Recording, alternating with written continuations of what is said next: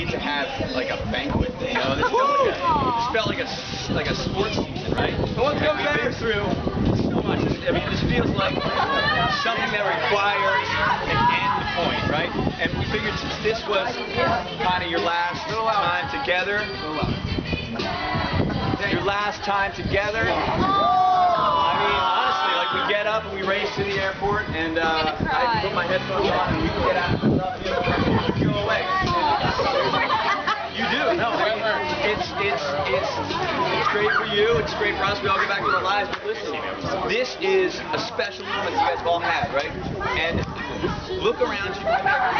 These are the only other people who have had the same experience as you guys.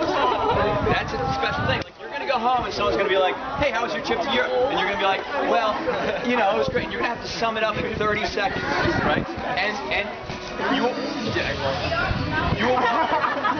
walk away from that moment. Guys, this is going to take forever. You will walk away from that moment saying, you know what, I didn't really tell that person anything about my trip, and they'll never understand it. They'll never get what I just went through.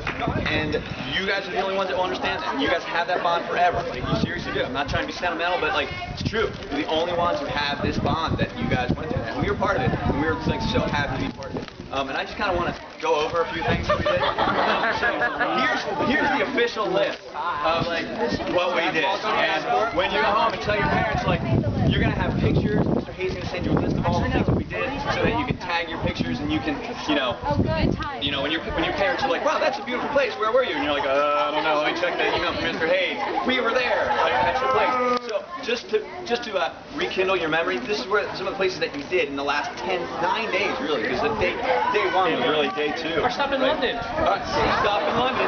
Hey, how about the Diamond Factory? Anne Frank House, Dutch Resistance Museum, Arnhem, where we saw the Frost Bridge, the Airborne Museum, Nijmegen, Liberation Museum, Maastricht, Fort St. Peter, Fort Avon and Mile, Aachen Cathedral, Cologne Cathedral, Buchenwald, Herborn, Erfurt, Weimar, where we learned about Goethe and Schiller, Dresden, Berlin highlights, just the highlights, Hitler's Bunker, Airport, Hitler's Airport, Jewish Museum, the Jewish Memorial, our great guides, Liana and Pauli, Brandenburg Gate, the Michael Jackson Hotel, Soviet Memorial, the Checkpoint Charlie, Wannsee, Potsdam, the Schloss Sanssouci, and I didn't mention any of our dinners, right? That's a lot of stuff. That's a lot of stuff. That was our official list. We have an unofficial list as well. We spent a lot of man hours on this. How about guarding you guys 24/7, getting yourselves crushed by bicycles, trams, trolleys, and everyone else.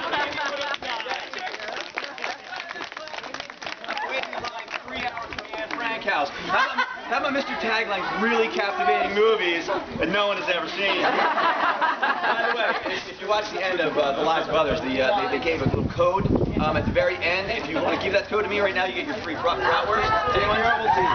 No one watched that movie at all. How about Mr. Hayes' awesome movie? That was a fantastic sleep-preventing movie that was called A Gun Too Loud. I mean, the bridge too far. How about that perfect? Like, seriously, how about that perfectly timed rainstorm after we were Buchenwald? Oh yeah. The entire thing, and then boom, right? I mean, we couldn't have timed that so perfectly. How about the huge sigh of relief that we all left out when we had, you know, spent the time we spent at the hotel, and then we came into the Tulip Inn and we're like, thank God! Right? Oh my God! How about the demonstration right outside of this hotel? Well, we did not plan that. No, we did. We really did. And then there were some great quotes from the trip. Val said, I'm wearing sandals tomorrow, Mr. Hayes. Any surprise thunderstorms or underground ports that we're going to?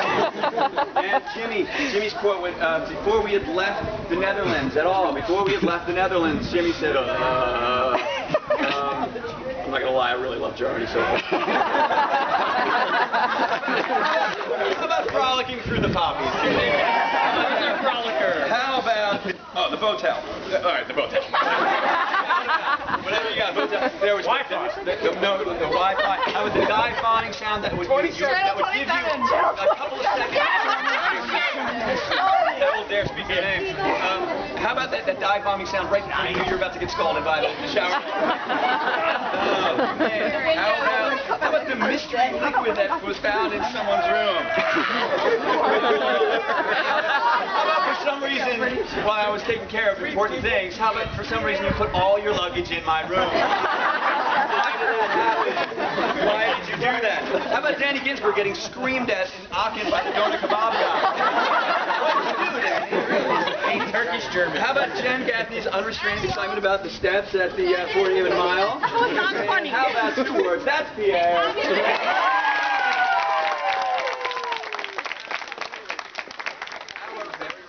Group lunch under the bridge in Arnhem. That was very pleasant. Remember that?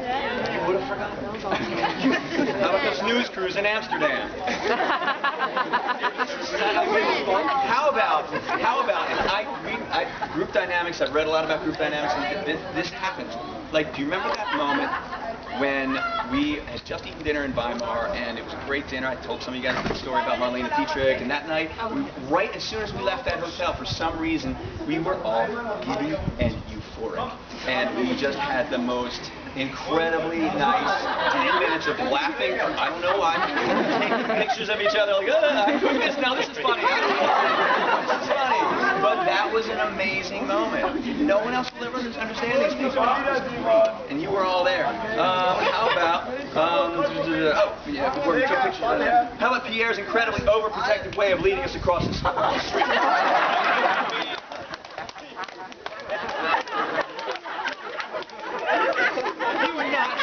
Each one was crossed safely. Right?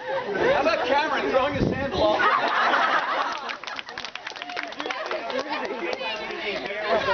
Everybody has got his share.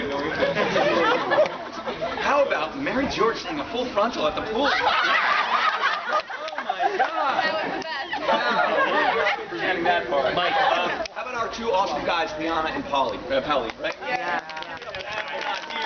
They couldn't make it. And Evan Gross is. Oh, how about Evan Gross losing his ticket sometime between when we walked into the museum, he was handed the ticket, and when he was supposed to give that ticket to the ticket taker? How did he lose? It was like 4 seconds later. Right. So now we're not going to be giving any awards. I'm sorry, we're not going to be giving any awards. But if we were, giving awards, the best stand-in chaperone for me would be Andrew Patterson. Thank you very much. Standing in for me. and why was that? Best morning people were George, Kurt, and Zach Owens. For some reason, first people at breakfast in the morning. That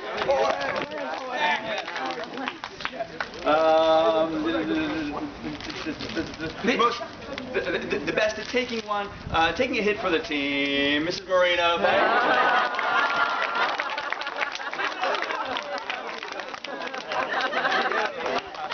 Someone has to do that.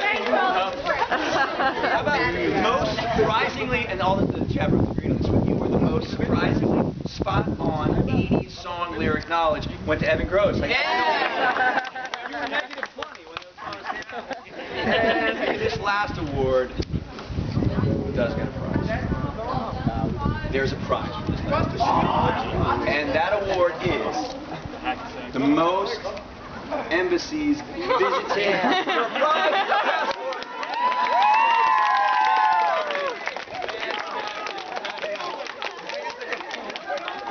Michael Jackson this time. Jack found his passport. That is your prize. Please. I'm just kidding. It is yours. 12 hours. And our last award. The most perfectly planned and painstakingly organized European battlefield tour. It took him 500 days to play. Mr. Hayes.